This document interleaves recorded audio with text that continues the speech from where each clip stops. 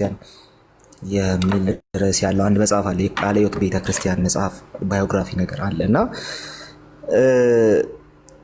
በጣም ይደንቀኛል። እሱን ሳነብ ሁልጊዜ እወቀሳለሁ እና እዛ ላይ የተቀመጡ ሰዎች ወንጌል ሲሰብኩ ምን አይነት ችግር ይደርስባቸው እንደነበረ ማለት ነው። ገዢዎች በምን አይነት መንገድ ሚስትሪት ያደርጓቸው እንደነበረ ኦኬ። ከዛ ስደቱ ውስጥ የሚወጣው መዝሙርና ወንጌል ነበር። ኢየሱስ ይወራ ነበር፣ የሚወጣው መዝሙር ነበር እና የዛሬዎቹ ግን ጥበቃ ይመደብልን ሲሉ ዝም ብለናቸው ነበር። ኦኬ። ስለዚህ ከሆነ ጊዜ በኋላ እነዚህ ሰዎች እነማን እንደሆኑ ራሳቸውን እየገለጡልን ይገኛሉ። መድኃኒቱ ምንድን ነው ታዲያ? መድኃኒቱ ምንድን ነው? አሁንም ቢሆን እንትን አያስፈልገንም። ይሄ በጣም እዚህ ሚዲያው ላይ አንድ የጠላሁት ነገር አለ። ሰው ትምህርቱን ሳይሆን ጸጋ ብሎ የሚጠራውን ነገሩን ይዞ መጀመሪያ ይመጣል። ኦኬ።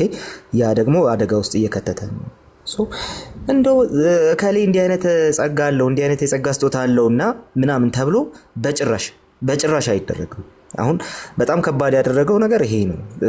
ሰዎችን እንኳን ልክ አይደላችሁም ለማለት ከሌ እኮ እንዲህ አይነት ጸጋ አለው አንተ የሌለ እንዲህ ብሎ ጣጣ የለም። ኦኬ። ሐዋርያው ጳውሎስ ጴጥሮስን ባልገሰጸው ነበር በጸጋ ቢሆን ማለት ነው። ኦኬ። እንደዚህ ብሎ ነገር ግን የለም። ትምህርትህ ምንድን ነው? እያስተማርክ ያለው ልምምድ ከመጽሐፉ አንጻር ነው ወይ? ኦኬ። እንደዚህ አይነት ነገሮችን ነው አስቀድመን መጠየቅ ያለብን። አሰ ካውንስል የተጀመረው ነገር በጣም ደስ ብሎኛል፣ አሪፍ ነው። ግን ስቲል እዛ ውስጥ ወንድ ነህ እሱን እስቲ ታወግዛለህ የሚል እስካሁን የለም ብላችሁ ታስባላችሁ ወይ? እኔ አለ ብዬ አምናለሁ። ኦኬ። እስከ ጥግ መሄድ እስከሚቻልበት ደረጃ ድረስ ለመሄድ የማያስችሉ እንቅፋቶች አሁንም አሉ። በቃ ፊልተር መደረግ አለበት። ትክክለኛ ትምህርት የሌላቸውን ሰዎች ለይቶ በቃ እናንተ ወይ አስተካክሉ ወይ ከዚህ ህብረት ውጡ ማለት ሲፈልጉ እዛ ሄደው የራሳቸውን ህብረት ይመስርቱ እንጂ በመጥፎ ትምህርታቸው በመጥፎ ልምምዳቸው እንትን አድርገው ኦኬ ጠዋት ካውንስል ስብሰባ ተቀምጠው ከሰዓት በኋላ ገስታውስ የሚገቡበት ምንም አይነት ምክንያት የለም። ስለዚህ አሰ ካውንስል ምንድነው ስራው ራሱ ምንድነው? ካውንስሉ ስራው ምንድነው የሚለውን ነገር በትክክል ማስቀመጥ አለብን። ወንጌል አማኞችን ህብረት እንዲያደርጉ በህብረት እንዲቆሙ ከማድረግ ባለፈ ወንጌል አማኞች ትክክለኛው ትምህርት ሊኖራቸው ይገባል። በቃ በዛ ትምህርት ውስጥ የማይገኝ መሪ፣ የማይገኝ አገልጋይ፣ በትክክለኛው መጽሐፍ ቅዱሳዊ ትምህርት ውስጥ በዛ ልምምድ ውስጥ የማይገኝ ሰው ና እንዳኝ ሲባል አልዳኝም የሚል ሰው፣ ና ተጠይቅ ሲባል አልጠየቅም እንደውም ጥበቃ ይመደብልኝ የሚል ሰው ካለ ያ ሰው ገና ነው። በቃ ለመንፈሳዊ ነገር ገና ነው። እና ዩጩፋ እኮ መልሰው ደህንነት መማር ያለባቸው ሰዎች ናቸው። እንደው ቱ ቢሆንስ መደህንነት መማር ያለበትን ሰው ማይክ ሲጨብጥ ዝም ስላለ ይህ ችግር ተፈጥሯል። ይሄ እንዳይደገም በጣም ጠንካራ የሆነ ነገር ያስፈልጋል ብዬ አስባለሁ። ከዚህ በፊት የሰጠው መግለጫ እያየሁት እናንተን ባዶ ቀፎ ሆናችሁ ማን ያጀባችሁ አለ። ባዶ ቀፎ ላለመሆን እንዳንተ ዘይት መሸጥ አለብን ወይ? እንዳንተ ንግድ ውስጥ መግባት አለብን ወይ? ኦኬ። አንተ የምትሻለው በምንድን ነው? አንተ ራስህን ሙሉ እንደሆንክ የቆጠርከው በምንድን ነው? እዚህ ድረስ ሲደረስ ምንድን ነው እዚህ ድረስ ያደረሰው ነገር ሲባል ፊት ስለሰጠን ነው። እኔ አሁን ስለተከሰተው ነገር አልገረመኝም። ምክንያቱም ብዙ ዝም ተብሏል። አገራዊ ጉዳይ ሲነሳ ዝም ተብሏል። ፖለቲክስ እኮ ሲነሳ በየቸርቻቸው ዝም ተብሏል። ኦኬ። አጋንንት ነኝ የሚል እያስጮኸ ፖለቲክስ ሲያወራ እኮ ዝም ብለነዋል። አሁን ምን እንጠብቃለን? ምን በቃ ይሄ በጣም አደገኛ ነው። ግን ለቤተ ክርስቲያን ለወንጌል አማኞች በጣም አደገኛ ነው። በዚህ ሰዓት ወንጌል መስበክ አልተቻለም። ምክንያቱም ያ እኔ የምሰብከው ወንጌል እኔ ቤት ያለውን ነገር አላጠራልኝም። እኔ ቤት ያለውን ወንጌል ሳያጠራ፣ እኔ ቤት ያለውን ልምምድ ሳያጠራ እኔ የምሰብከው ወንጌል ሌሎችን እንዴት ሊጣራ ይችላል? ስለዚህ አሁን የምናየው ክራይሲስ በሙሉ እነዚህ ዝም ከማለታችን የተነሳ ነው። መጽሐፍ ቅዱሳዊ ያልሆኑ ነገሮችን መጣልና መቃወም ያስፈልጋል፣ መቆም ያስፈልጋል። ያንን ይዘን አሁን በየቲክቶኩ ስመለከት በጣም በሚደንቅ ሁኔታ በቃ ከጎኑ ነን ስለቀናቸውበት ኧረ ስለ እግዚአብሔር አሁን እሺ በእንደነዚህ አይነት ሰዎች ሪሊ መንፈሳዊ የሆነ ሰው በምንድን ነው የሚቀነው? እኔ ቤተክርስቲያኔ መጥቶ አንድ ሰባኪ የተሳሳተ ትምህርት አስተምሮ አይደለም፣ የተሳሳተ ነገር ሰብኮ አይደለም፣ ተጋብዞ መጥቶ ራሱ ማለት ነው። ኦኬ ከሰማይ ጋር የሚያገናኝ ካልመሰለኝ አሜን አልልም። ከሰማይ ጋር የሚያገናኝ ካልመሰለኝ ወንጌል በሰማይ ቤት አለ ማለት አይደለም ሲባል አሜን የሚል ህዝብ የያዘ አገልጋይ ነኝ የሚል ሰው በሱ የሚቀና ሰው ካለ እሱ ካርናል ነው፣ ራሱ ስጋዊ ነው። እዛው አብረው ነው መሆን ያለባቸው። የሚቀናበትም የሚቀናውም አብረው ነው መሆን ያለባቸው። ሶ ሪያሊቲው እዚህ አትሊስት ያለነው ሰዎች እኔ ይሄን አምናለሁ። ማንም በእናንተ አይቀናም። ኦኬ ማንም በእንደዛ አይነቱ ሰው አይቀናም። የያዘውን ገንዘብ እንደሱ ምን አልከኝ? ትቶ የመጣ ሁሉ ይቀናል። ሊቆጠታቸው ያ ንቀነው የመጣነውን ነገር ልንቀናበት አንችልም። እና እንደነሱ መሆን ደግሞ በጣም ቀላሉ ነገር በክርስቲያን ላይፍ ውስጥ እንደነሱ አድርጎ ማገልገል በጣም ቀላሉ ነገር ነው። በጣም ማለት የሆነ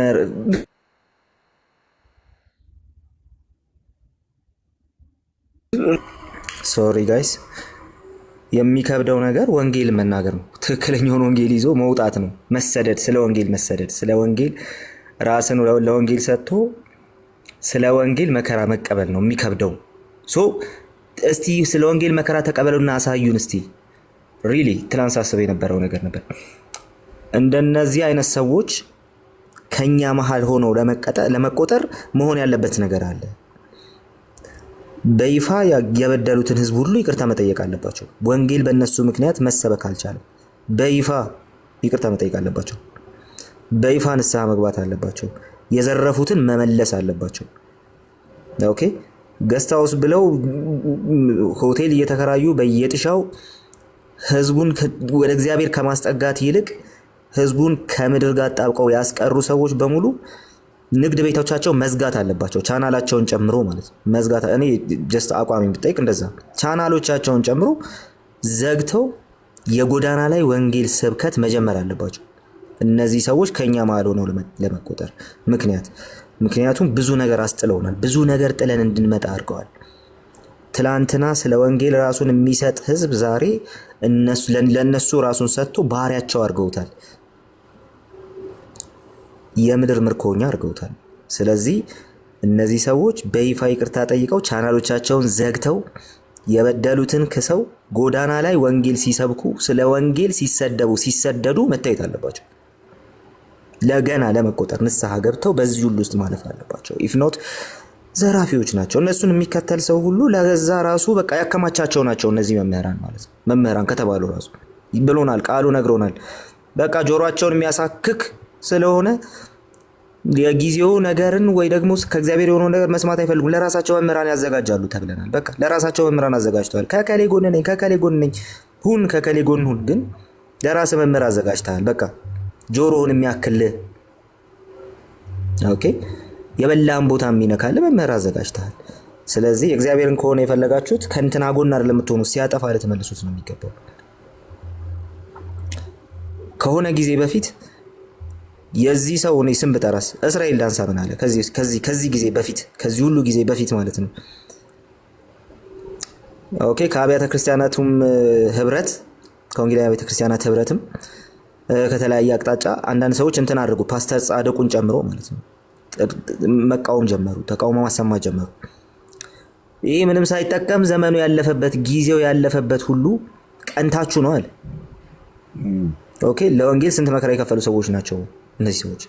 እሱ ዛሬ የሚጫወትበትን እናንተ ዛሬ የምትጫወቱበት ወንጌል እነዚህ ሰዎች ዋጋ ከፍለው ያቆዩት ነው። እነዚህ ሰዎች ታስረው ተገርፈው ግማሾቹ ተገለው ያቆዩት ነው።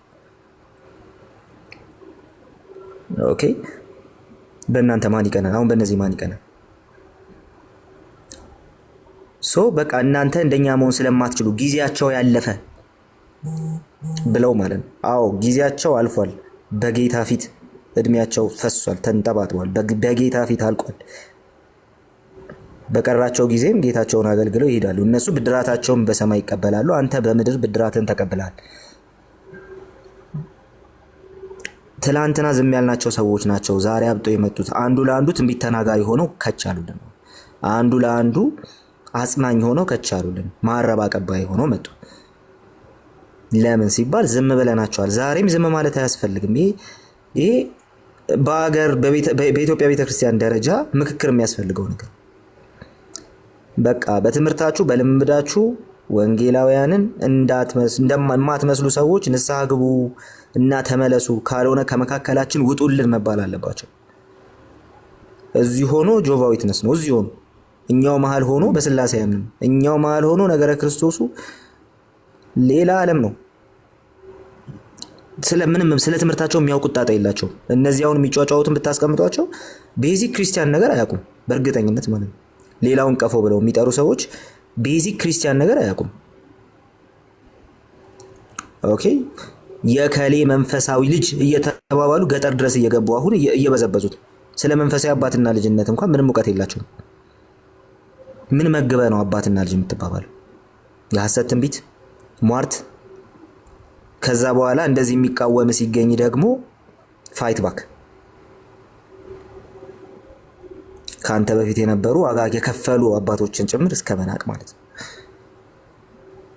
ይሄን እየመገብክ መንፈሳዊ አባት ብለህ ራስህን ከተራ መንፈሳዊ ልጅ የምታበጅ ከሆነ ሪሊ እኔ የሚያስፈራኝ ነገር ይሄ የተሰጠን እድል ከኛ እንዳይወሰድና ሌላ ቦታ እኔ ደግሞ እሱን ምልክት እያየንም ነው ብዬ አምናለሁ። ትላንትና ወንጌል ለመስበክ ኑ ወደ ጌታ ለማለት ድፍረት የነበረው ጴንጤ ዛሬ ድፍረት ያለው ጴንጤ አይደለም በታምር። ኦኬ ኤክሌሲያስቲክ ሆነው እዚህ እኮ ቲክቶክ ላይ መቆየት እኮ በቂ ነው። ና ወደ ቤተ ክርስቲያን እያሉህ ነው እኮ የተቀላቀለ ትምህርት ይዞ እሱ ያንን ለማለት ደፋር ነው። ምክንያት ሲባል እድላችንን አሳልፈን እየሰጠን ነው። ትክክለኛውን ወንጌል እየረሳ ነው። አለቀ። በልምምዶች ቀይረነዋል። ለነዚህ ሐሰተኞች አሳልፈን ሰጥተነዋል። ሲጫወቱ በዝም ብለናቸዋል። የረፈደ ውሳኔ ነው፣ ግን በጣም ደስ የሚል ውሳኔ ነው። ግን አይበቃም፣ በቂ አይደለም። ምንም የሚያረካ ነገር የለም። ለዛ ነው ዝም ያልኩት። ምንም ያልሆኑት እስካሁን ራሱ ለዛ ምንም የሚያረካ ነገር የለም። ኦኬ ከእግዚአብሔር ዘንድ ባለስልጣኑ ማን ነው የሚለውን ነገር ማየት እስኪቻል ድረስ መንቀሳቀስ አለበት ካውንስሉ። እንደ ካውንስል ከቆመ ኦኬ እኔ ነገ ቸርች ስከፍት መሬት የሚያሰጠኝ አይደለም መሆን ያለበት። እኔ ነገ እግዚአብሔር ራእይ ሰጥቶኛል ብዬ ቤተ ክርስቲያን ልትከልስል ምን ላይ ልተክል እንደተዘጋጀው ነው መመርመር ያለበት። ኦኬ ለጴንጤ የመሬት ጉዳዩ ሊሆን አይገባም። ማንም መሬት ሰጥቶናል። በዛ ማንም ሰው ተንከባክቦን ማንም ሰው ሴኩሪቲ መድቦልን ማንም ሰው በወታደር ጠብቆን እዚህ ያልደረስነው። የጠበቀን የሰበክነው ወንጌል ነው። የጠበቀን የኖርልነት ወንጌል ነው እንጂ የጠበቀን ምድራዊ አካል አይደለም። ስለዚህ ከምድራዊ አካል ጋር እንድታገናኙን አንወድም። ደግሞ ፖለቲካ እንዳታረጉት። ኦኬ መንፈሳዊ ነገር ነው እያወራ ያሉት። ከምድራዊ አካል ጋር እንድታገናኙን አንወድም። ከሰማዩ ጋር እያለያዩን ነው። እነሱን ዞር አድርጉልን። አያረካም። ደስ ብሎኛል ስለውስ ግን አያረካም። ገና ብዙ የሚጠራ ነገር አለው። ሪሊ ባለስልጣኑ አካል ማን እንደሆነ መታወቅ አለበት። ራሱን እንደ ባለስልጣን ቆጥሮ እየወጣ በዛ ልክ ሲፈነጭ ዝም ሊባልም አይገባው። ሰው አንዳንድ ነገሮችን እያየን ነው። ጥሩ ነው፣ ግን በቂ አይደለም። መቀጠል አለበት። ምን አረጋችሁት? ወንጌል እንትን ስለማድረግ ነው። ወንጌል በሰማይ ቤት አለ ማለት አይደለም። እዚህ የራበህ ያለውን ሰውዬ ምን አረከው? ኦኬ አረ ተመለስ ሲባል ጀዝባ ብሎ እየተሳደበ የነበረውን ሰው ምን አረከው? ገና ምኑም አልተነካም ገና። ስለዚህ በደንብ ወደ ውስጥ መገባት አለበት። እንደ ጅማሬ አሪፍ ነው፣ ግን መሀል ላይ እንዳይቆም ስጋት ስላለኝ ነው። የእነዚህ ሰዎች ጩኸት የሚያምር አይደለም። ምክንያቱም ውስጥ ሰው እንዳላቸው እናውቃለንና ማለት ነው። ኦኬ ቅድም እየተባለ ነበር እኛ ሐሰተኛ ምስክርነት ምን ይሰራልናል? ቅድም እያየሁ እየሳኩ ነበር። ሙስሊም አመጣን ብለው ስምሽ ማን ነው? የሙስሊም ስም ተናገረች። የሙስሊም ስም ስትናገር ልጆቿ መጥራት ጀመረ። ከሊ የሚባል ሲባል ሃሌሉያ አለች። ፍሬንድ እንዴ አንተ ሙስሊም ከኛ በላይ ጠንካራ ነው። ለትራዲሽኑ ከኛ በላይ ጠንካራ ነው። ኦኬ ስለዚህ እኛ ሐሰተኛ ምስክርነት ምንም አይሰራልን። ቀጥራ ያዘጋጀው ሐሰተኛ ምስክር ምንም አያደርግልን። ጌታ ለክብሩ የሚቀና ነው።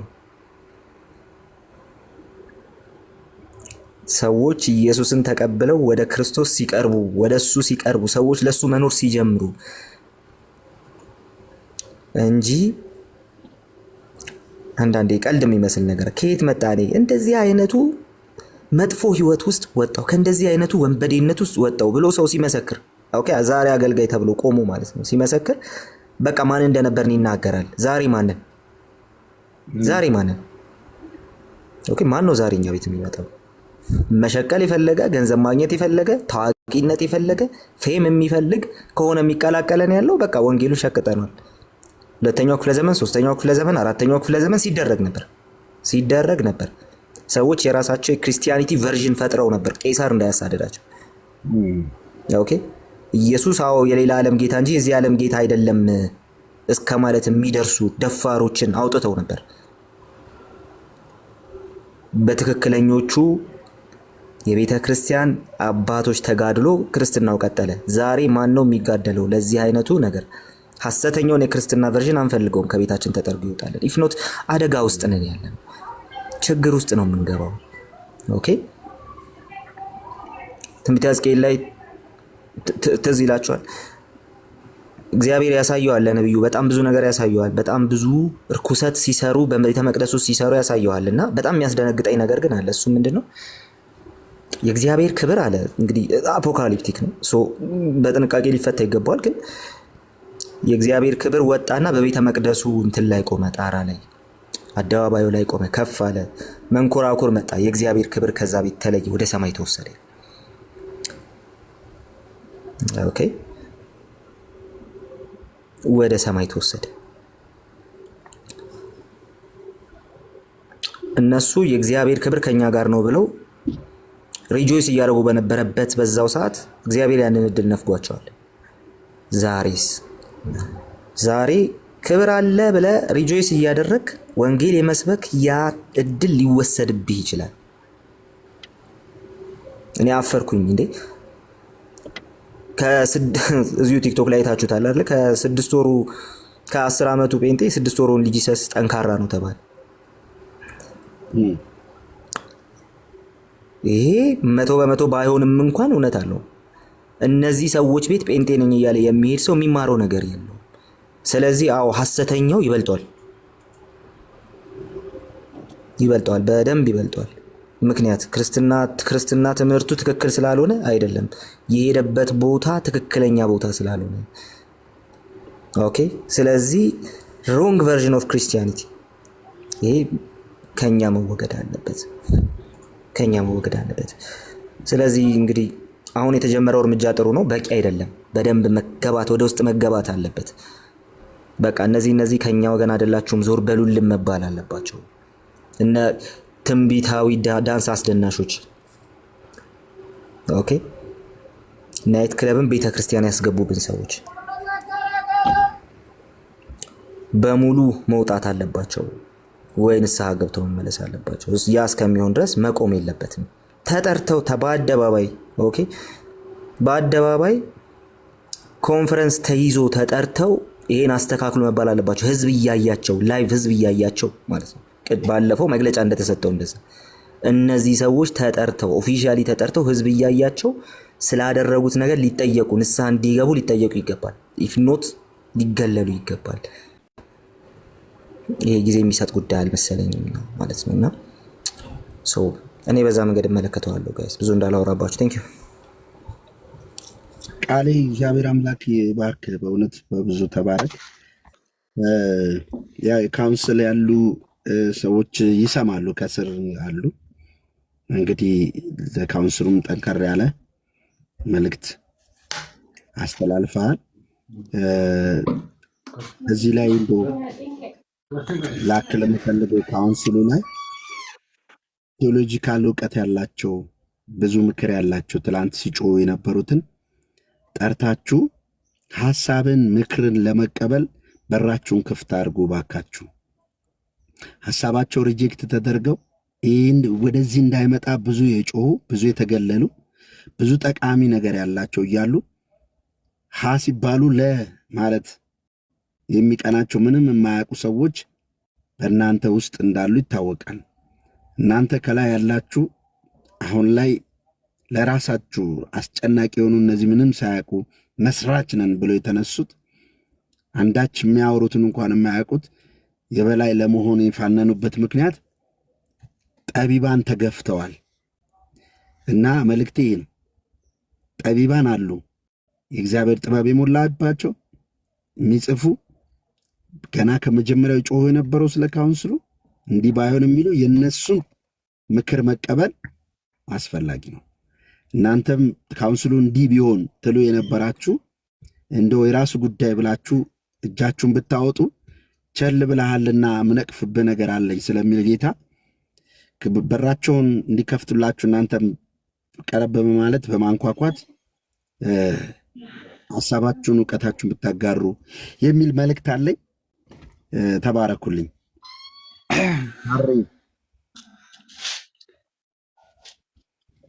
እኔ መቀጠል እችላለሁ?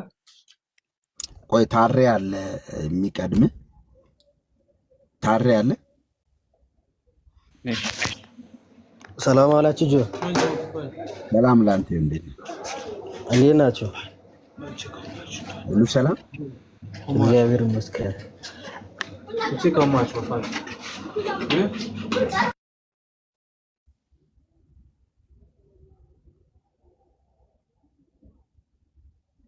እሺ ቀጥል አንተ ወንድማችን። እሺ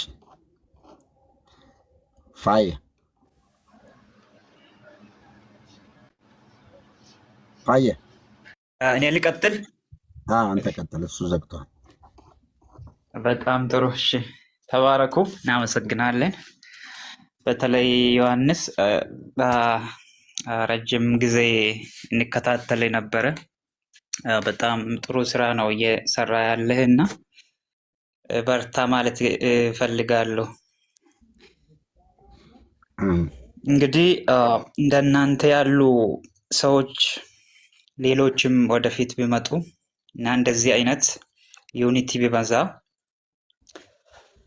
እንዲህ አይነት ትራንስፓረንሲ ውይይት እና በሶሻል ፕላትፎርምም ቢሆን አልፎ ደግሞ በሳተላይትም በብሮድካስትም ቢሆን እንደዚህ ከእውነት ጋር የሚቆም የሚሟገት በተለይ ለወንጌል እንደዚህ እንዳንተ አይነት ያሉ ትውልድ በዚህ ሰዓት ያስፈልጋል እና መቀጠል ያስፈልጋል።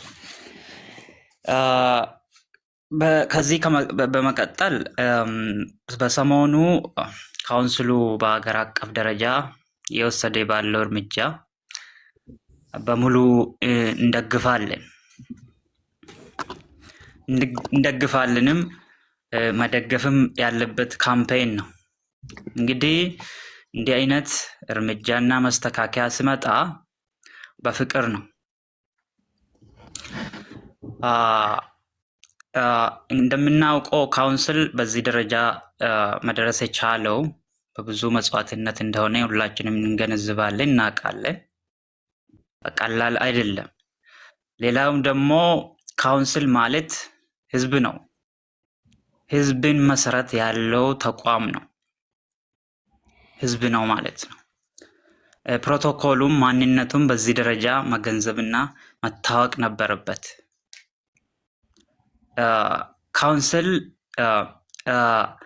የሰማይ እግዚአብሔር መንግስት በመሬት ወይ በምድር የምትወከል ተቋምም ነው እና በአንዳንድ ሶሪ ይህን ቃል በመጠቀመ ግን በጣም የሚያናድድ ቃላቶች ሰሞኑ እየተጠቀሙ ነው። ይሄ የሚያዝብል ስርዓት አልበኝነት ብቻ አይደለም፣ ብዙ ነገር አለው። አስተዳደግም ጭምር ጥያቄ ውስጥ ያስገባል እነዚህ አይነት ሰዎች እና በአጠቃላይ ምንድን ነው እነዚህ ሰዎች የወንጌሉን የስራ መስክ አድርጎ ድንኳኑን በየቦታ የተከፋፈቱ ሰዎች ናቸው። የስራ መስክ ማለት የስራ መፈጠሪያ ማለት ነው እና እነዚህን ሰዎች የቀባዋቸውን ስንጠየቅ በነበረ ራሱ የግሬት ኮሚሽን በሚባለው በመጽሐፍ ቅዱሳችን የተገለጠ እና የተሰጠን ግሬት ኮሚሽን የሚባል አለ። በወንጌል ማቴዎስ 28 ላይ ነው የተሰጠን።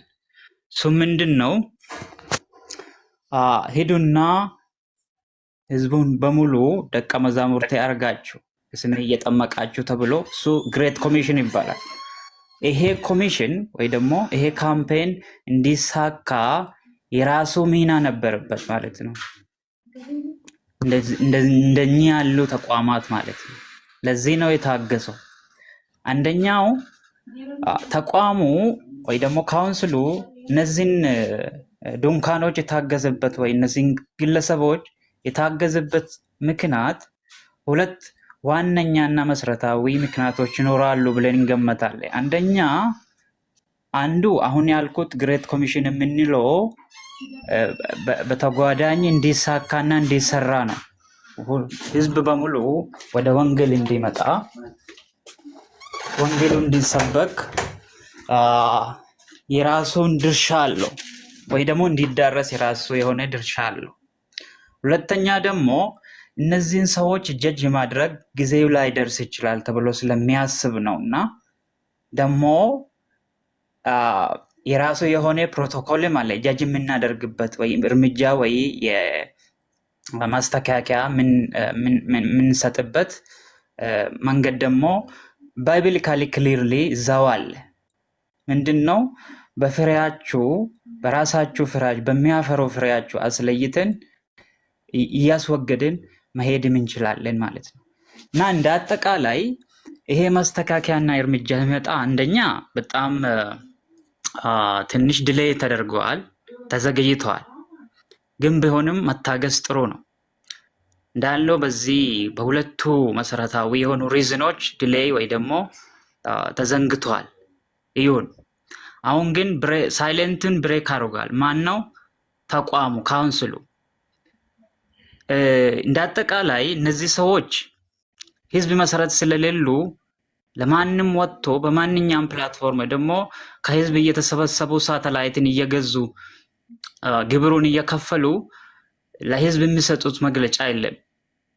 ምክንያቱም የህዝብ መሰረት የላቸው። እነዚህ ሰዎች ግለሰቦች ናቸው። ነቢይ ነኝ ባይነት ራሳቸው አስችሎክልኮ ውስቢ ውስጥ የገቡ ናቸው እንጂ ህዝብ አያውቃቸው።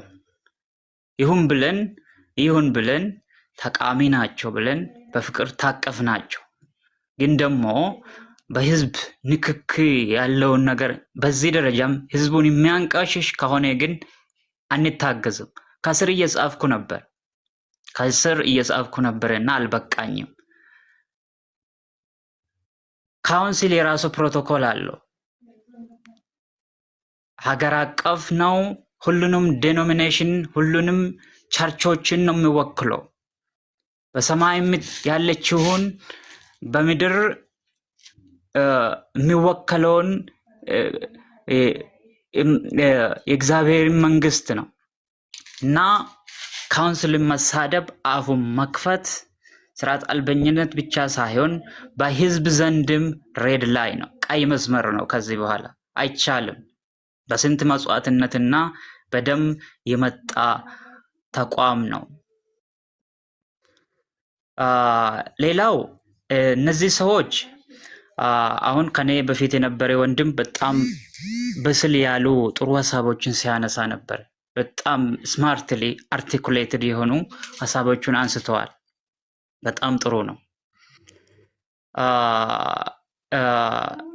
እነዚህ ሰዎች ንስሐ እንዲገቡ ይበረታታል። አዎ መግባትም አለባቸው። ግን ንስሐቸው እንደዛ በቀላሉ እንደሚነዳቸው ቪኤይት መኪኖች አይደለም።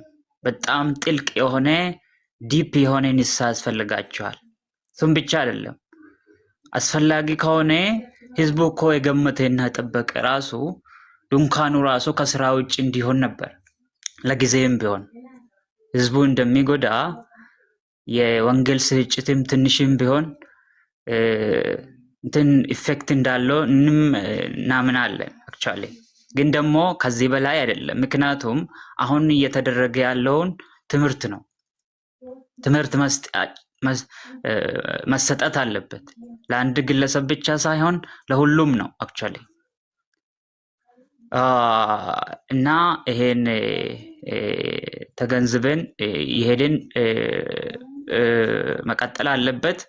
ሌላው እነዚህ እዚህ ያሉ ምእመናንም እንዳይበተኑ ካውንስሉ የራሱን ድርሻና በቅርበት መከታተል አለበት። የመፍትሄ አቅጣጫ መስጠት አለበት። በአቅራቢያው ያሉ ቸርቾች መመደብ አለባቸው። እነኚህ ህዝቦች ወዶት አይደለም። ይሄ ህዝብ በጣም ብዙ ህዝብ ነው።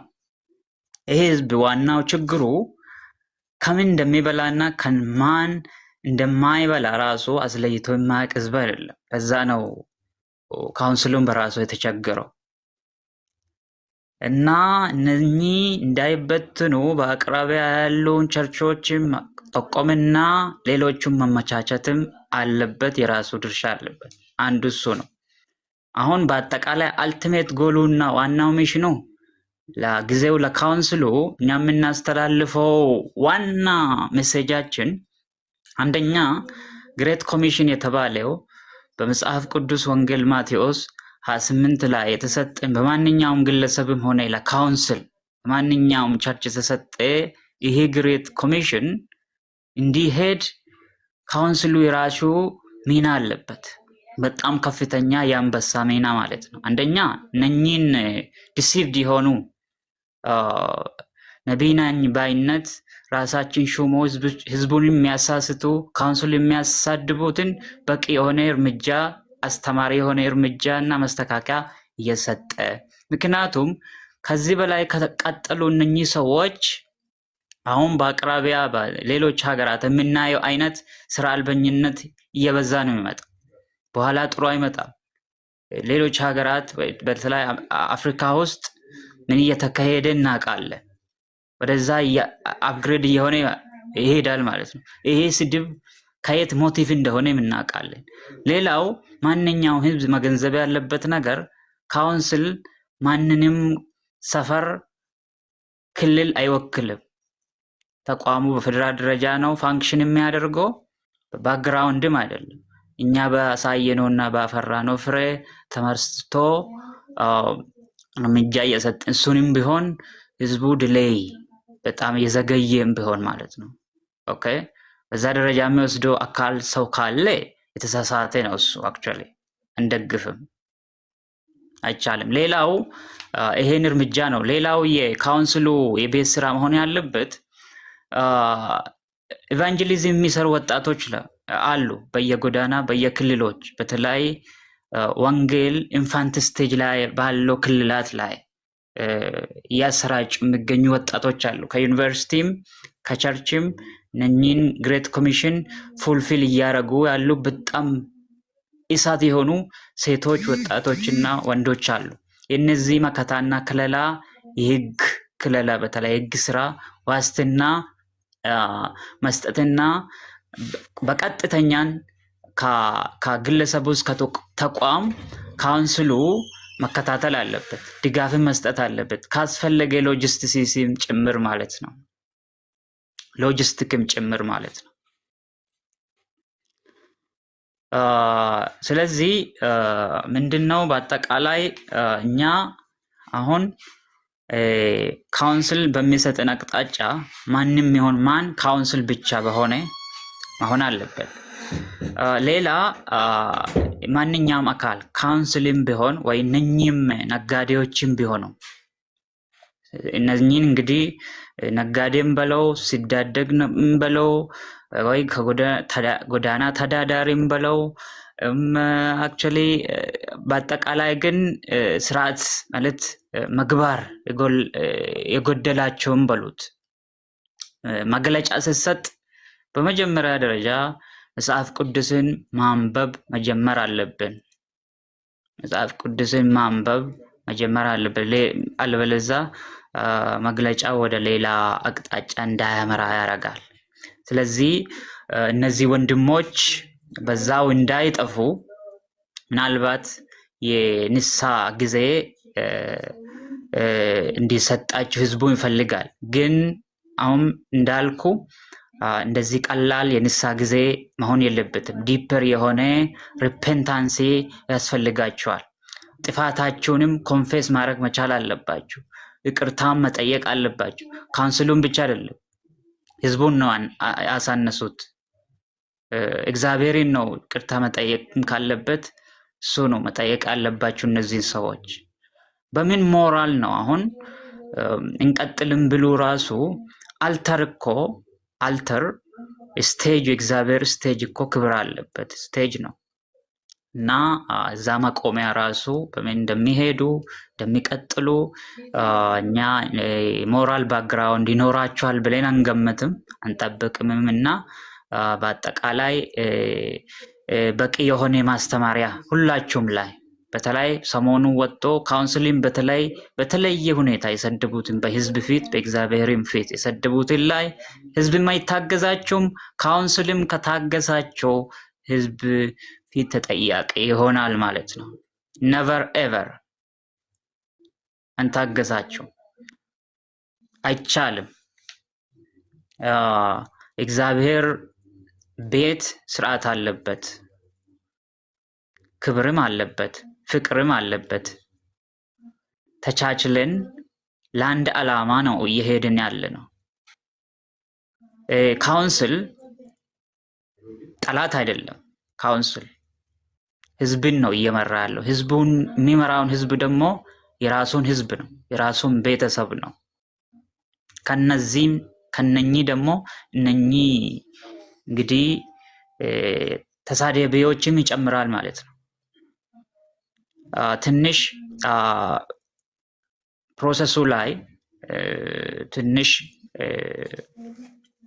ክፍተትን ቢኖረው በዚህ ደረጃ ግን አንድ ሰው እውነት ለመናገር ለዚህ ነው ማንኛውም አካል በፍሬው ነው መለየት ያለበት ስንል አንድ አካል እንኳን ፕሮቶኮል ደረጃ ካውንስሉን ሪኮግናይዝ ማድረግ አለበት። ጥፋቱን ሪኮግናይዝ ማድረግ አለበት። ቢያንስ በውስጡ ራሱ ቁጭት ቢኖረውም ካለበት እንኳን ታግዞ ይቅርታን ጠይቆ ለነሱም ራሱ መጸለይ ነበረበት እኮ። ከካውንስል ከላይ የመጣ አቅጣጫ ስለሆነ ማንም ሁን ማን ሪኮግናይዝ መደረግ አለበት። ጥሩም ይሁን መጥፎ ሪኮግናይዝድ መሆን ነበረበት። ጥሩም ይሁን መጥፎ አንዴ መጣ እኮ ወጣ። እሱም ከሱ ወጦ የካውንስል ጥላ ስር ሆኖ የተሰጠውን አቅጣጫና እርምጃ መቀበል አለበት። እንደውም ከዛ ራሱ ከዛ ሆሉ ራሱ ከድንኳኑ ራሱ ወጥቶ መውጣት አለበት። እንደውም እኛ የገመት ነው እንደውም ስንጠይቅ የነበረው ከህግ ስር ሁሉ በዋል ራሱ ጥሩ ነበር። ደስታችን ብዙ ነበር አክቹአሊ ምክንያቱም አንድ ተቋም በግለሰብ ሆነ በተቋምም አለመሰደብ መብት አለው። ኦኬ አለመሰደብ መብት አለው። ሌላው አክቹአሊ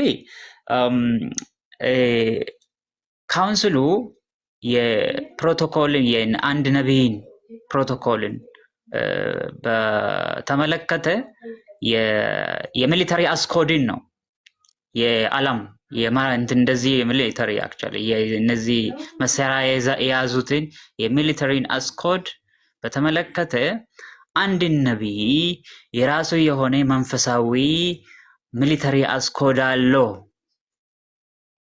የራሱ የሆነ ሚሊተሪ ጥበቃ አለው አንድ ማንኛውም ነቢይ። ከዚህ አንፃር ነው ይሄ መግለጫ የመጣውና ማንኛውም ሰው በዚህ አቅጣጫ እንዲገነዘብ እንፈልጋለን።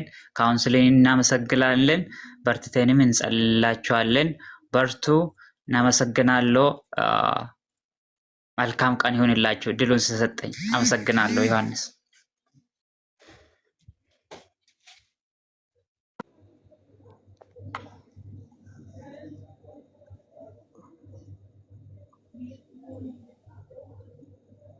ድምጽ አይሰማም ዮሐንስ። ጨርሻለሁ። አመሰግናለሁ። እሺ ተባረክልን። አማኑኤል አለ አለው ጆይ አለው። እሺ ቀጥ እሺ ሰላም ለሁላችሁም ይሁን። ቃልዬም ጆ ሁላችሁም ፈይም ሰላም ለእናንተ ይሁን እና እኔ ትንሽ ካለኝ እውቀትና በሙያው ላይ ካለኝ አንፃር ትንሽ ማውራት እንዳለብኝ ተሰምቶኝ ነውና ምን መሰለህ ጆ እኔ መኪና ክራይ ላይ በብዛት እሰራለሁ። አሁን ይሄ ካውንስሉ እንደዚህ አይነት መግለጫ ከማውጣቱ ከሁለት ከሶስት ቀን በፊት ያው ቪዲዮ ውስጥ ብትገቡ ታዩታላችሁ። በጣም ነው የምሰራበት ቦታ ላይ ወንጌል ለጓደኞቼ ስነግር ያው የሚመጡ ፊድባኮች አሉ እና በዛ መሃል የሚገርምህ አንድ ሁለቱን ልናገርና ወደ ሐሳቤ ልግባ። አንተ ራሳችሁን መጠበቅ የማይችል አምላክ እንዴት ሰውን ይጠብቁ ትላላችሁ? እግዚአብሔር ይጠብቃል ትላለህ፣ ግን አንተ በማካሮፍና በብሬን ተጠብቀ እየሄድክ አይደለ ወይ? ሁል ጊዜ አታክ፣ ሁል ጊዜ ለወንጌል እንቅፋት ደግሞ አንድ ላይን አንድ አይነት መስመር እና በዚህ ጉዳይ ላይ ራሱ የሆነ ነገር ሐሳብ ስትሰጥ ውስጥ ገብቶ በቃ እንዳትናገር የሚያደርግህ ምን አይነት እንደሆኑ መቼም መናገርም አያስፈልግም። ማንም ሰው የተገለጠ ስለሆነ የሚታይ ስለሆነ ብዙ ጊዜ ለወንጌል እንቅፋት እንደዚህ አይነት አገልግሎት ነው። ወደ ጉዳይ ልግባ። ቅድም ፈዬ ሲናገር ነበር ቪኤት ይዞ ምናምን 200-300 ሺህ ብር የእውነቴን ነው የምልህ 200-300 ሺህ ብር ይዞ ይመጣና ለሁለት ቀን ቪኤት 5 ቪኤት ይከራያል። ለሐዋሳ በለው ለጅማ ለሆነ ቦታ በለው ይከራይና የሚከራየውም ቁስል እየነኩ የሚለምኑለት አሉ። የራሱ የሆኑ ለማኞች እያንዳንዱ አገልጋይ የሚባለው ይሄ ራሱ ነብይ የሚለው በእግዚአብሔር ፊት በድፍረት ነው የምነግር። ሁለተኛ 30 መዝሙር በአንድ አድርጎ የሰው ፊት እያየ የሚያስለቅስ ቁስል የሚያሳክክ ዘፋኝ እንጂ ዘማሪም አልለውም። እኔ ይቅርታ በመፍረድ ይቅርታ አድርጉልኝ። በጣም ኮንሸስ በጣም ስላናደደኝ ነው በቃ እንደዚህ አይነትም ነገር እንትምለውና ለነሱ ይከራይና ፕሮቶኮል መቼም ጸጥታ ላይ ያለ ሰው ሊያውቀው ይችላል። እኔ ስለነበርኩ ስለማውቀው ነው። ፕሮቶኮል ገንዘብ ይከፍላል እንዴ? የፌዴራል ኦርኬስትራ እኮ ለኛ ለካውንስሉ እኮ ሲፈቀድ ከፍሎ እኮ ነው፣ በነፃ እኮ አይደለም እኮ። ለእያንዳንዱ ለወታደሩ ሬሽን ነው ያ ገንዘብ። ወታደር አንደኛ ለሰውየው ፐርሰናሊቲ በቃ ፕሮቶኮልም ያደርግለታል፣ ፕሮቴክሽንም ያደርግለታል፣ ይጠብቀዋል። እንደገና ደግሞ በከፈለው ገንዘብ ልክ የሚገባውን አገልግሎት ይሰጧል። ለምን ካልክ ያ ተቋም ነው፣ የመንግስት ተቋምም ቢሆን ግን ተያይዞ የሚሰራው ስራ አለ። ወታደር ሲወጣ አበል እኮ ይከፈለዋል። እንደዚህ ተሽሞንሙኖ ከገባ በኋላ የራሱ ሚዲያ አሁንም ምነግር የራሱ አራጋቢዎች ሆድ አምላካቸው የሆነ ምን ይላሉ? እግዚአብሔር ያከበረው እግዚአብሔር እንደዚህ ያደረገው እግዚአብሔር ያከበረው ማለት ነው። አፋር ላይ እዛ እሳት ላይ የሚቃጠሉትን የሚቀቀሉትን ማለት ነው። እውነቴን ነው። ሄዶ ቤት ሰርቶ ፋን ተክሎላቸው እግዚአብሔርን በደንብ አመስግኑ የሚል ነው። እኔ መንፈስ ቅዱስ የሚነግረኝ እንደዚህ ነው። በ3,000 ብር ደሞዝ ሱርማና እዛ ወደ ጂንካ ምናምን በ3,000 ብር ደሞዝ ወንጌል የሚሰሩ እየራባቸው በሞተር በእግር የሚሄዱትን የሚረዳ ነው። ይሁንኛ 50 ቤት ቢያሳልፍ ምን ትርጉም ምን ሴንስ አለው? ፐርሰናል ሰውን መጥቀስ አይሆንብኝ እንጂ በጣም ከብዙዎች የማይተናነስ በአገልግሎት አንድ ነቀፋ የማይገኝባቸው አሉ። ስርዓታቸውን ጠብቀው እግዚአብሔርን እውነት ያላመነው እንኳን ቁጭ ብሎ የሚሰማቸው እያንዳንዱ አልኩ ቁጭ ብሎ ስርዓት ይዞ የሚሰማቸው አገልጋዮች ሲሄዱ እንኳን ኖርማል በቃ ኖርማል የእግዚአብሔር ብርቱ አገልጋዮች እንደሆኑ ብርቱ ወታደሮች እንደሆኑ እንጂ የሆነ እንደ ባለስልጣን ካልሰረቀ ምን እንደዚህ አይነት ግርግር አስፈልገው? የሰው ነፍስ ከሌለበት የሰው ደም ከሌለበት ከዛ ስትናገረው አንድ አይነት ባህሪ ያላቸው ሰዎች መጥተው አንተን አፍን ሊያስይዙ እንቧ ከረዩ ይላል። የሚገርም ጆ ልንገር፣ አንድ የእግዚአብሔር ሰው የነገረኝ ነው። በጌታዬ ፊት ነው። በጣም የሚገርም ሰው ነው። ከአጫሉ መንገድ አለ፣ ከአጫሉ መንገድ ወደ ጀሙስ ውስጥ ስትሄድ የሚሰሩ ቤቶች አሉ። እዛ አካባቢ ፋውንዴሽን መሰረት ይወጣላቸው እና እዛ ቦታ ላይ ሱፍ አድርጎ ሰልፊ እንደዚህ እየተነሳ ቅዱሳኖች የእግዚአብሔርን ቤት እንስራ፣ እሱ ያስጀመረን ያስጨርሰናል እያለ አረብ ሀገር ያሉ እህቶቻችንን፣ ውጭ ሀገር ያሉ ሚስኪን የዋህ የእግዚአብሔር ጥማት እግዚአብሔርን የሚራቡ በጣም ሚስኪኖች የእውነቴን ነው ያሉትን ያልባቸዋል። የክርስትና አንዱ እንኳን ፖዚሽን የለው በስነ ስርዓት ጉባኤ። አንተ ቸርች ውስጥ እኮ የሚመጣ ሰው ሌቭሉ ማን ነው? ከታች ጀምሮ ልቡ የተሰበረ ምንም እውቀት የሌለው እግዚአብሔርን ፈልጎ የሚመጣለ ፓወሩን ያለውን ሁሉ ሀብት ይሁን አቅሙ በቃ ይሄ በእውቀት ብትል በምን ያለውን ሁሉ ሰሬ እንዳደርጉ አውርዶ ደግሞ እግዚአብሔርን ለማመስገን የሚመጣ ሰው አለ። እዛ ጉባኤ ፊት እንኳን ስትቀርብ በምን አይነት ዲሲፕሊን ነው? ሲቀጥል በመንፈስ ቅዱስ ኃይል ነው ወይስ በራሴ ኃይል ነው ብሎ ራሱን መጠየቅ አለበት። 2000 እና 3000 ሰው ቸርቹ ስለሄደ እግዚአብሔር ያከበራቸውን ጉባኤ ሰብስቦ እያንዳንዱ የወከላቸውን በጣም በእውቀትም በምንም ከሱ የተሻሉትን ጀጀ ማድረግ አቅሙ ሆይ በምን አቅም ነው እንደዚህ ሊናገርስ የሚችለው? እያንዳንዱ አንድ ሰው ብቻ አይደለም፣ ብዙዎች አሉ። ብዙዎች በጣም ያዘንኩትን ደግሞ ልንገር። አሁን ሰሞኑን ቪዲዮ እየተሰራ ያለው በነብይ እዩ ጩፋ መዝሙር ካውንስሉን ዋብያለው ጠላቴ ዋብያለው አሳዳጄ እያሉ ቪዲዮ ይሰራሉ። ለወንጌል እኮ መከራ ያዩ ስንት አባቶች ናቸው በጌታ። እሱን እኮ ነው ጠላት እንጂ ካውንስል የሆነ ህንፃና ፎቅ ነው እንዴ? እዛ ውስጥ እኮ ኪፕ የሚያደርጉ እያንዳንዱን ነገር የሚቆጣጠሩ ሰዎች አሉ እኮ።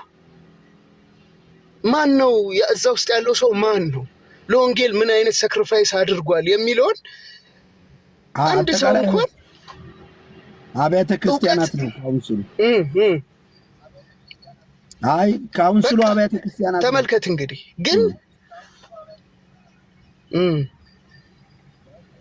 ትክክል እያልኩ ያለሁት ምንድነው እያልኩ ያለሁት በድፍረት ሲናገሩ ጠላቴ አሳዳጄ ከሳሼ ዋብያለው እያለ ከዛቻ የማይተናነስ ሲናገር በምን ሞራሉ ነው ወጥቶ አሁን ወንጌል ይሰብካል ወይ እንደዚህ የሚለው?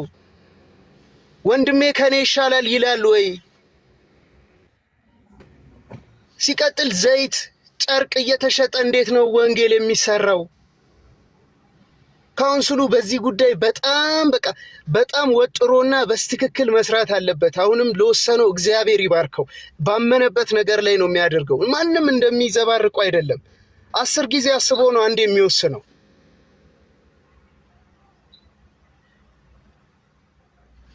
ይሰማል ጆ? ትሰማለህ እኮ አማን ትሰማለህ። ጨረስክ እንዴ? እሺ እና አይ ጨርሻለሁ ኦልሬዲ። 1 ደቂቃ ከሰጠኝ ችግር የለም። ጠቅለል ባለውና ሐሳቤ ምንድነው እየሰማን ነው ምንድነው? እሺ እንደዚህ አይነቶች ለወንጌል እንቅፋት እየሆኑብን ነው። በአደባባይ ወጥቶ ወንጌል መስበክ ካጠገባችን በስራ ቦታ በአካባቢያችን ላይ ወንጌል ሰርተን ወደ እግዚአብሔር መንግስት እንዳንጠራ ሀታክ እየተደረግን ነው። ሁሉም ለእግዚአብሔር ቃል መገዛት ይኖርበታል። ሁሉም ጸጥ ብሎ ማለት ነው። 30,000 50,000 ሰው ለምን አይከተልህም? ግን ራስህን በቅዱሱ ቃል መፈተን አለብህ። መታበይ ወይም ደግሞ ጉልበተኛ ነኝ ወይም ብቻዬን እንደውም አንዱ በእቺን ተናግሬ ልጨርስ። አንዱ ምን አለ ፍሬንድሺፕ ጋር ሾፒንግ እያደረጉ የኔ እንግዶች ቆም ያለው እና አንዱ ፓርኪንግ መጥቶ ስለ እዩ ሳውራ አባቴ እሱ እኮ ብቻው መንግስት ነው አለ። ጌታ ምስክር ነው፣ የእውነት ነው፣ ምልክት ነው፣ ፋክት መንግስት ነው። ጠላት ዝም ብሎ እንጫጫ እንጂ እሱ ብቻውን መንግስት ነው አለ። ሉክ እዚህ ልጅ ላይ ምን አይነት ፊሊንግ እንዳለ እንግዲህ ምን አይነት ነገር እንደተቀመጠበት አያው። ብዙ እንደዚህ የሚያስቡ አሉ፣ ፊደል ያልቆጠሩ አሉ፣ ግራ ቀኝ የማያገናዝቡ አሉ። ይሄ አገልግሎት ሚስኪኑን የሚያማክል የዋሁን የሚያማክል እውቀት ያለውን የሌለውን የሚያማክል ነው ወይ? ዘይት አትሽጡ፣ ጨርቅ አትሽጡ ከተባለ በቃ አትሽጡ። ለምን? አገልግሎት የወንጌል ስራ እየተደናቀፈ ነው። ስለዚህ ስርዓት ይዛችሁ አስተምሩ። እሺ ማለት ነው። እና ይሄ ነው ሀሳቤ። ጆይ ከስር ሆኜ ልስማ።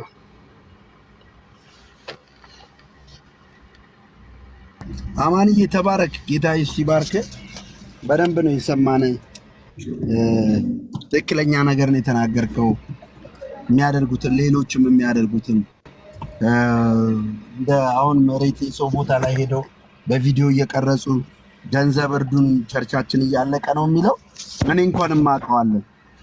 አንድ ቤትና የሌለ መኪና በቃ የሌለ የስንት ሚሊዮን ብር መኪና የገዛ አገልጋይ ተብዬ አውቃለሁ። ምን አደረጋ እንዴ? የሆነ ታጥሮ ያለ ግቢ ሲያገኝ እዛ ጋር ልክ ሲደርስ የሚገርማችሁ ነገር ገባና ኦንላይኑን ከፈተ ገባ። ከዛ በኋላ ይሄው ይሄ ቦታ በቅርብ ቀን ከእጃችን ሊወጣ ነው፣ አሳልፎ ግን እግዚአብሔር ለኛ ሰጥቷል፣ ቶሎ ብሩን አስገባዋል።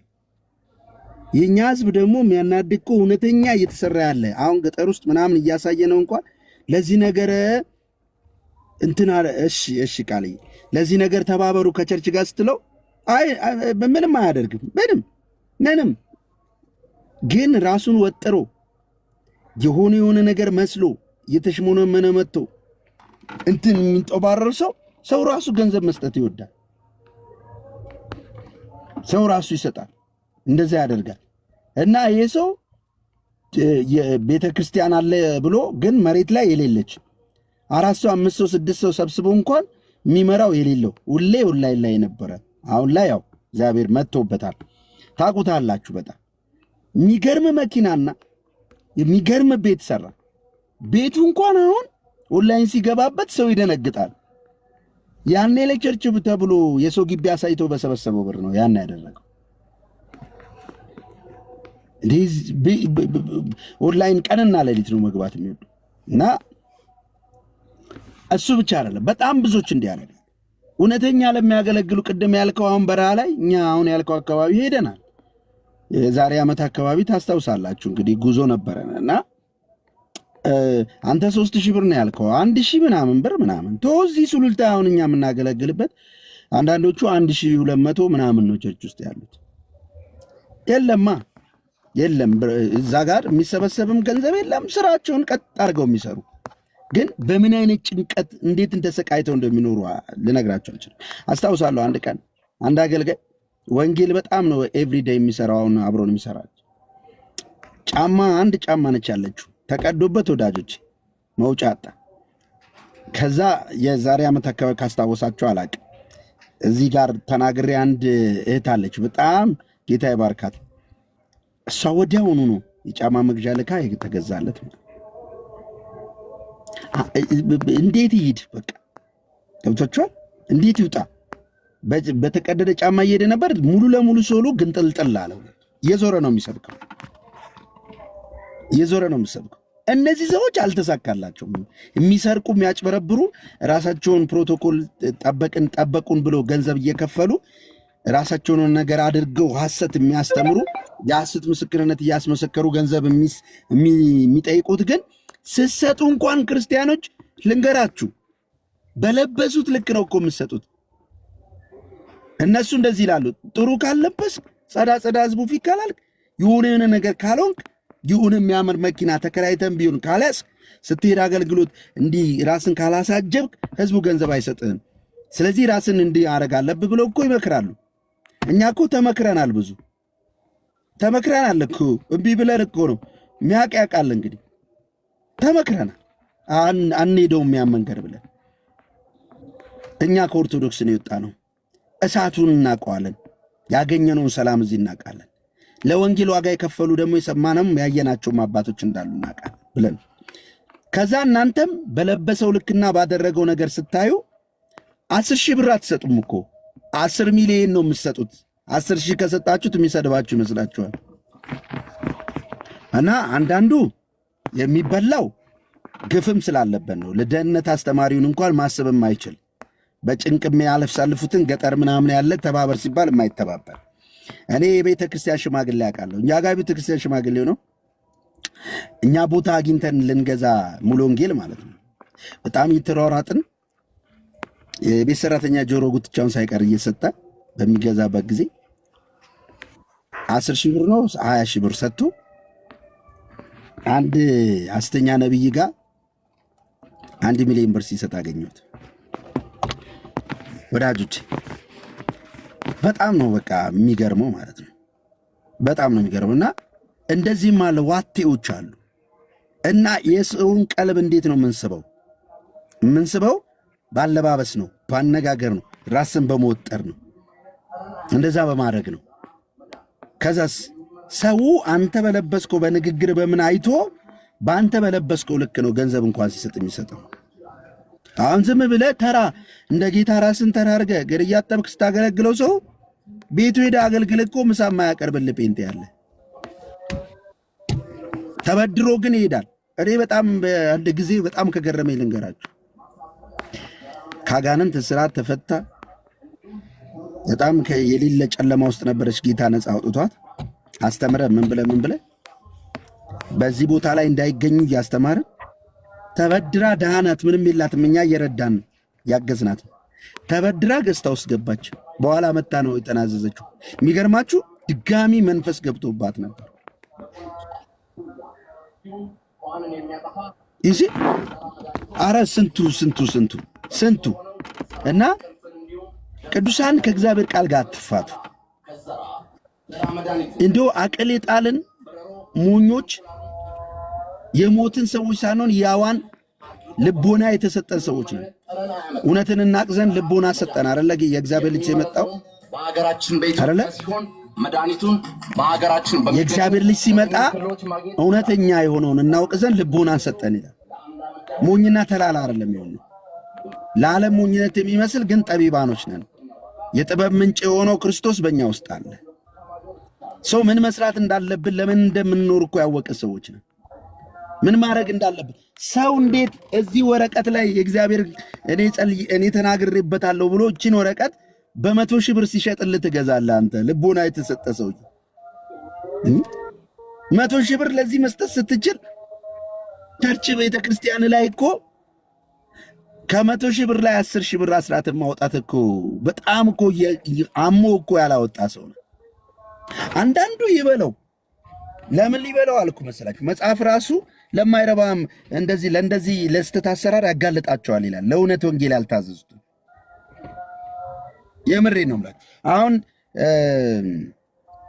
እንግዲህ አካውንቱ ተዘግቷል። ሰሞኑን እዩ በሱ ስም ያለ ያ ተዘግቷል። እሱን ስናገር ቀጥታ ምን እንዳደረጉ ታውቃላችሁ? አታክ ለማድረግ ተከታዮቹ አካውንት እንትን ላይ ተቀምጧል። እዚህ የቤተ ክርስቲያን አካውንት ፌስቡክ እንትን ላይ እሱን አወረዱና ይኸው እንደዚህ ብለው ለማሸማቀቅ ለማስቆም እንደዚህ ናቸው። በቃ አስተሳሰባቸው እንኳን ምን እንዳለ ሰምታችኋል? እናንተ ስትሆኑ እንትን ለእኔ ሲሆን ነው ወይ ያለን እንዲህ ነው የሚለካከው። ከዛ አሁን የተጀመረ አይደለም ይላሉ። እኔ እንደውም አንዷን ምን እየጠየቅኳት መሰላችሁ? ኦኬ ለማርያም ስዕል መስገድ በክርስትና ውስጥ አሁን ነው እንዴ የተጀመረው? በዚህ ዘመን ነው እንዴ የተጀመረው? ታዲያ ጴንጤዎች ተቃውሟችሁ ለምን ወጣችሁ? ዛሬ ስለተጀመረ ወይም የዛሬ 1000 ዓመት ስለተጀመረ ነው እንዴ? የእግዚአብሔር ቃል ብቻ ስላላችሁ አይደል እንዴ? እዩ ጩፋ እኮ ለስዕል እኮ ይሰግዳሉ፣ ለፎቶ ይተሻሹታል እኮ። ስዕል አድኖ እኮ ነው። ሲነካባቸው የሚነዝራቸው ሁሉ እኮ አምላካቸው ነው። ደግሞ የሚያሳዝነው ማለት ነው ያውቃሉ። ትልቅ ሰው ናቸው የምትላቸው ሁሉ እኮ ናቸው ማኒፑሌት የሚሆኑት በዚህ። ይሄ ምንን ያሳያል?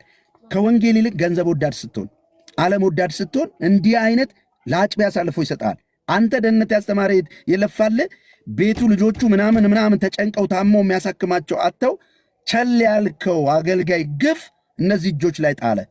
ከዛ በዓለም ሚዲያ ወጥቶ አይደለ ሲናዘዙ የነበሩት ብዙዎች ባሉበት ኤሚኬስ ሌላ ቤተክርስቲያን በቃል የተጉላቸው ቤተክርስቲያን አገልጋዮችን ማሰብ አቅቷቸው ጫማቸው ተንሻፎ እያዩ በሸፋፋ ጫማ ቤቱ ድረስ ሄዶ የጸለየለት አገልጋይ መካፈል ያልቻለ ከዛ አገልጋይ ላይ ጋር አብሮ መካፈል ያልቻለ እኮ እነዚህ ጋር ሄዶ ተበልቶ በዓለማዊ ሚዲያ ወጥተዋል።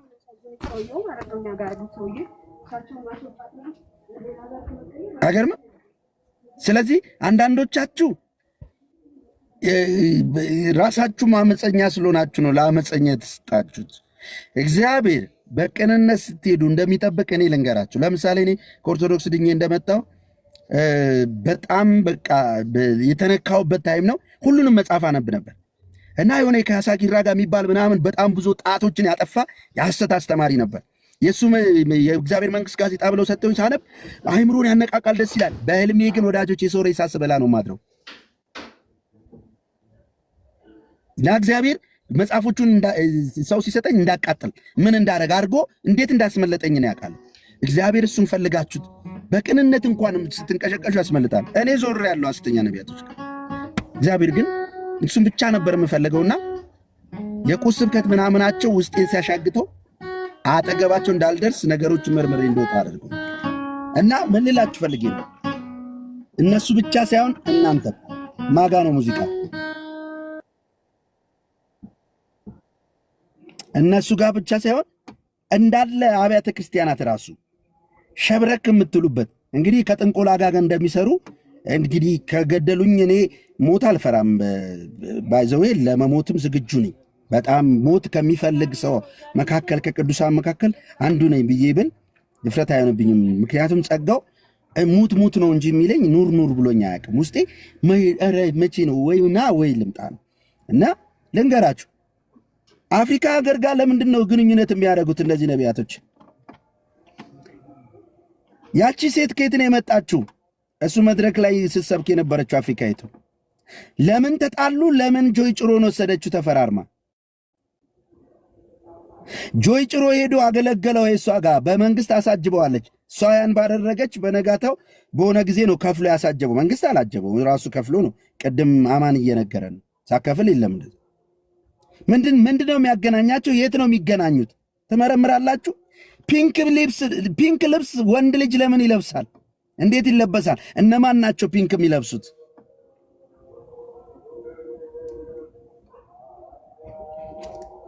አይምሮ ያለው ቁጥሩን ይቁጠረው የሰው ቁጥር ነው ተብሎ እንደጻፈው ሁሉ አእምሮ ያለው ይመርምር።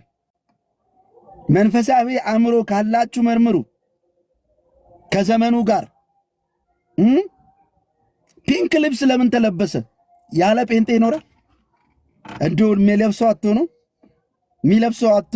አገልጋዮች አንድ ሸሚዛቸውን አስጥተው ፀሐይ ላይ የሆነን ነገር ለብሰው አገልግሎት ሲሄዱ እናውቃለን። አሁንም ለምን ፒንክ ልብስ ተለብሰ? ያቺ ሴት ከየት መጣች? በጣም በእንግሊዝኛ ቋንቋ ስለሚሰብኩ ስለሚግባቡ ነው። ጆይ ጭሮ እንግሊዝኛ አውቆ ነው በእንግሊዝኛ ሊሰብክ ነው እዛ ሄደው ታጅቦ የገባው።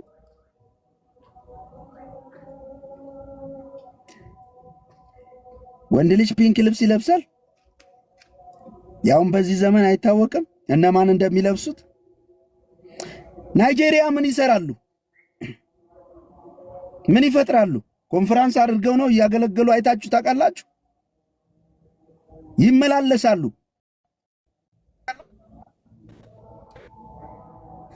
ቆይ ኤርፖርት አካባቢ የምትሰሩ ሁል ጊዜ ይመላለሳሉ። አፍሪካ ሀገር እዛ እየሄዱ እንትን ኮንፈረንስ እያገለገሉ ነው። አእምሮ ያለው ያስተውላውንም ነገሩ ከዚህ ያለፈ ነው። ብራዘር ሲስተር፣ በምን አይነት መንፈስ ዲሲፍ እንደምትደረጉ በምን አይነት መንፈስ የህዝብ ብዛት ይቆጥርልኛል። እኔ በጣም ያሳቀኝ ልንገራችሁ። በጣም አንድ ቪዲዮ አለ እሱ ሰርቼ እንትን ነገር በአዋሳ ላይ ዋራ በሚባለው ቦታ ላይ ሰሞኑን ኦሊጂሰሶች አዋሳ ሙሉ ሞልተዋት ነበረ እና 5000 ምናምን ሰው ደግሞ አጠመቅን አሉ። የህዝብ ቁጥር ብዙ ጊዜ የሚያሳዩና በዛን ብለው ማሳየት የሚወዱ አስፓልት ላይ መውጣት የሚወዱ እነሱ ናቸው። ኢየሱስ እያሉ በኢየሱስ ደም ድኛለሁ እያሉ እያወሩ ነው። ኢየሱስ ያለ ሁሉ እግዚአብሔር አብሮት አለ ብላችሁ ካሰባችሁ የቄስ ተክሌ መንፈስ ኢየሱስ እያለ ነው የመጣው። ይህ ሁሉ ተከታይ ያለው እዩ ጩፋም ኢየሱስ እያለ ነው። ምንድነው ልዩነታቸው?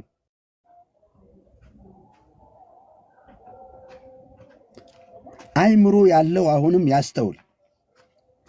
መንፈሳዊ አእምሮ ይሙላባችሁ። ቤተ ክርስቲያን በእነዚህ ሰዎች አልተጀመረችም። አንድ አዲስ ሰው አይሰበስቡም። እነሱ ጋር አዲስ ሰው የሚሄደው ቲቪ ምስክርነት አይቶ ነው። ይመጣል፣ ይቀራል። ኤሪኳሪዮ እዚህ ያለውበት ሰፈር ብዙ ሰው ሄዷል። ይመጣሉ። አንዳንዶች ሞተዋል፣ ተፈውሳቸዋል ተብለው አዛቦቹ።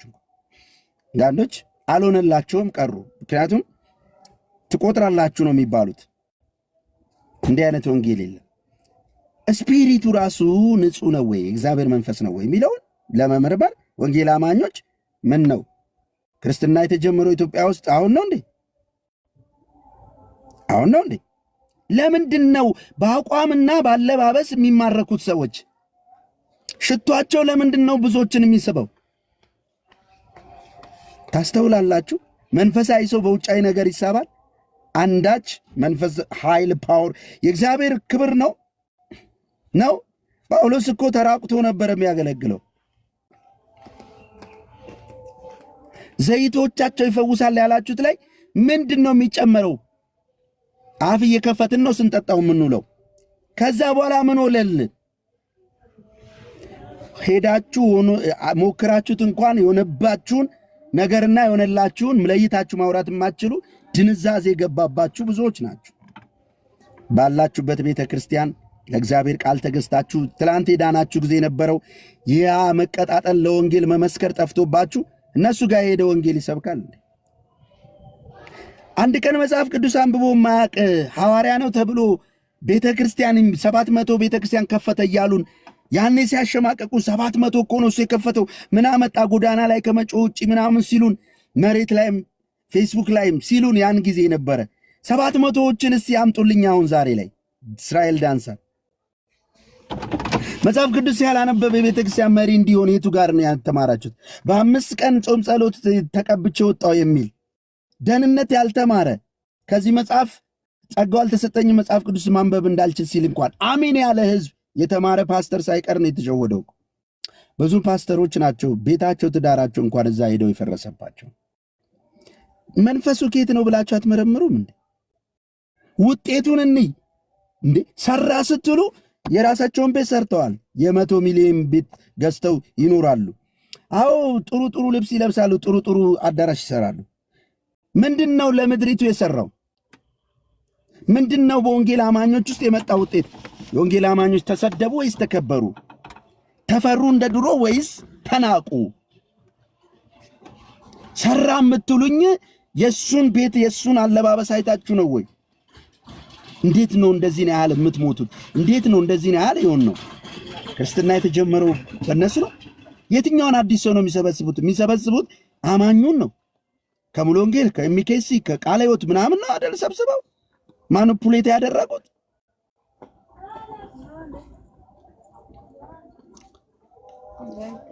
ሆቴል ሲሰሩ እናንተ ጠይቃችኋል?